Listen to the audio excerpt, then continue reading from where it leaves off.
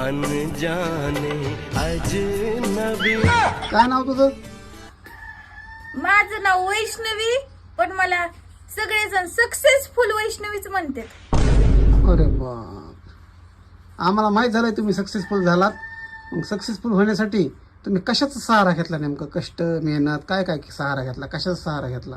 मी बाटलीचा सहारा घेतला. बाटलीच्या सहाऱ्याने मी सक्सेसफुल झाले. कसं काय?